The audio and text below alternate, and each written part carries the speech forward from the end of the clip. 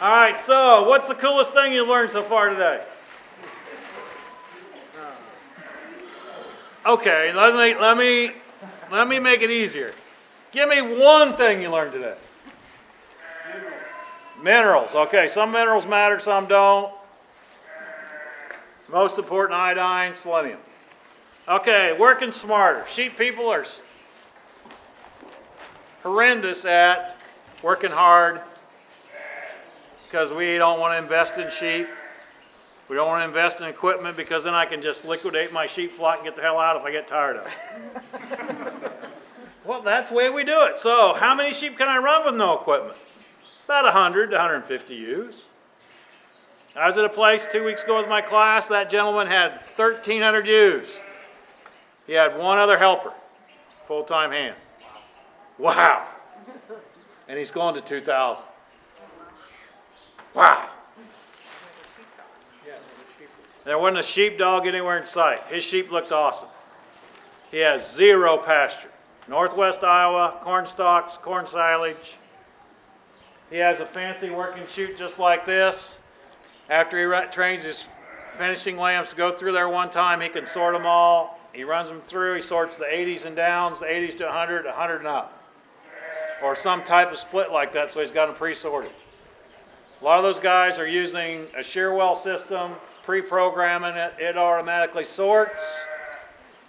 So he's making sure that when lamb's gain gets below 0.4 pounds a day, that they go on the truck.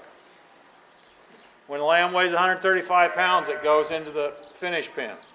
So he's pre-sorting doing those things. Now, I told him some other things to do. He didn't listen to anything I said. But that's okay. Because you're not going to do everything you were told this weekend.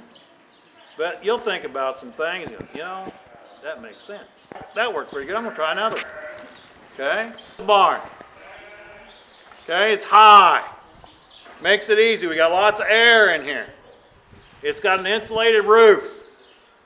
The most important thing for sheep facilities is an insulated roof.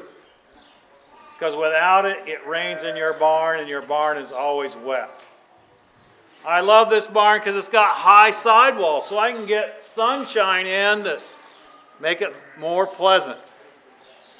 Okay? Now there's a lot of people that say we're crazy to have these windscreens. We got young lambs, right? And everybody worries they're going to freeze to death. But they're not going to freeze to death, are they? Why? Because they're going to be full of milk.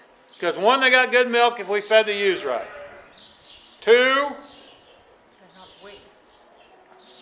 they're not baby pigs. They're not naked. They got hair or wool on them.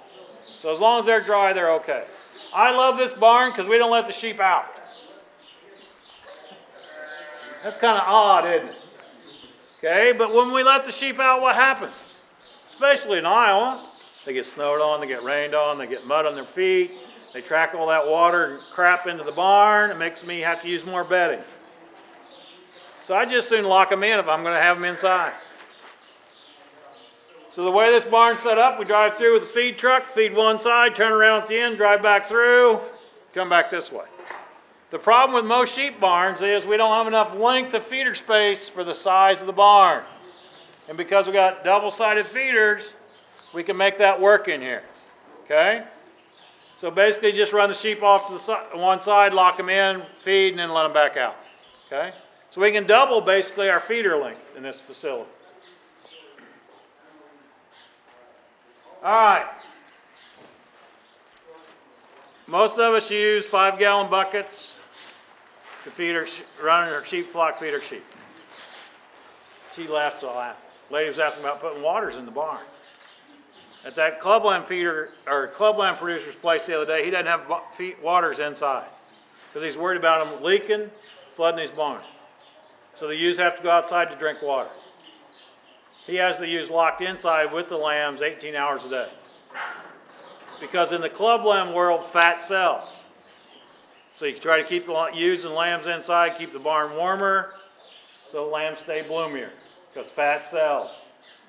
It's all visual in the clubland world. Right or wrong, that's the way it is, okay? It's kind of like me. It's all BS when I'm talking. Not really, but... The difference is, I learned a long time ago that when you go to these sheep meetings, people remember the people that are entertaining and have energy. Tell some jokes. We all say the same stuff. The sheep needs the same nutrient requirements, whether it's a dull speaker or an energetic speaker. Okay? So let's think about what else about this barn. Last summer they were having problems with coughing in their lambs. Okay? You wouldn't think you'd have a problem with air quality in here, would you?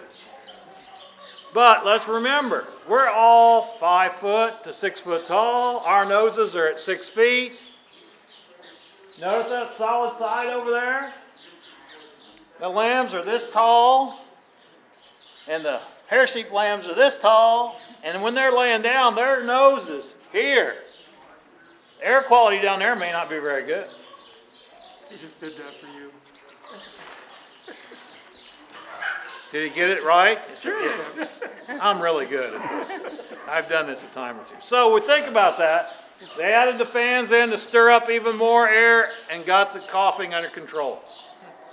And the coughing wasn't any big deal, but the rectal prolapses caused by the coughing was an awful deal.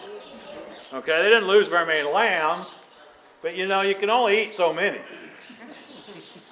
And most of their lambs are going to Kelowna, and then they're going to the East Coast, so they got to have their rectums inside of it. Okay? So let's think about, if I want my use the lamb at noon, or during the day, when do I feed? Night. Night. Wrong. Morning. No, not quite. Noon will get you the most daytime bursts. And that's the opposite of cattle. Cattle, it's feed late afternoon, evening. Okay? But sheep are the superior species. Okay, you guys all laugh. My students in class laugh too. And I go, guys, if I don't say that, there ain't nobody else is gonna. Somebody's got to say it. Okay? So that's back to the entertaining part again. All right, so we feed them at noon. That work was done at the University of Illinois. Their shepherd day was 6 a.m. to midnight, which is a long time. But most ewes don't lamb from midnight to 4 anyway. If I feed at noon, I get even fewer of them to lamb at that time. But if I work out the farm, I don't want them to lamb at noon. I might as well feed them at 6 or 7 o'clock at night, because you get a big slug right ahead of feeding time or right after feeding time. Because there was a guy in the last one who goes, yeah, I do chores in the morning and I try to go to work and they start lambing. I go, yep, that's right. But the problem is he can't come back home and feed them at noon. So he needs to really maybe think about feeding them at 8 o'clock at night so they lamb from 4 in the afternoon till midnight. Okay? One other thing we can do, if we had a set of ewes in this barn from you guys to that group down there, where are they going to lamb? Wherever. Where are they going to lamb? Way down at the end. Why are they going to lamb at that end? Because they want to be by themselves. Okay, but there's 2 sets of feeders down there that are full of feed, and the ewes are going up there to eat all the time. Or then they won't lamb. They won't lamb there, will they? So if there's feeding there and there's lots of activity, they're not going to lamb there. But this side over here, they're going to come over here. So what I could do is take a panel, those nice Prattley gates that Stan just got in. Run one out here, run another one out, put a 1x8, 1x12 board across the front down low so the ewes can go in and out of that open pen. Okay? That's called a cubicle, is what the researchers developed that at the University of Illinois. Half the ewes will go into those cubicles and lamb. 80% of the ewes will repeat it next year if they did it this year. So look at where they drop lambs normally in your barn, and that's where to set up the cubicle. Because they're trying to get away from everybody, to have their own spot, and we're providing them an isolation unit. The granny ewe, which I said last time nobody understood what that was, that's that 6-year-old ewe that's got triplets in her. She's going to lamb tomorrow, but because of the raging hormones in her right now, she thinks she's ready to claim every lamb in the barn. Okay, so that granny ewe can't come and steal that first one while she's having the second one, because she can't get it to jump the panel. Okay, so that helps us prevent mismothering. Number 1 cause of lamb loss is starvation. You know, the favorite spot to lamb in the barn have 3 ewes lamb. There's 9 lambs, and you're going, who the hell goes with who? Especially if they're all the same breed and all black-faced or all white-faced. And it works out good. It looks like they're going to take them, and then all of a sudden the ewe goes, nope, that one's not mine. He doesn't smell right all of a sudden 2 days later. And so that helps us keep them separate. Okay? What else? Working smarter. How long do you leave the rams in with your ewes? 35 days. That's not what you do, is it? I never take some bitches out because I don't want to feed them separate. No. Somebody goes to get a lamb again. Organized lambing is the way to go to run more sheep. That guy in northwest Iowa lambs 300-400 ewes in 17 days. But he doesn't do it all the time. He takes intense, takes a break. Breed for 35, pull the ram for a month and go again. I don't care if you put him back in, but have some distinct times you're going to lamb.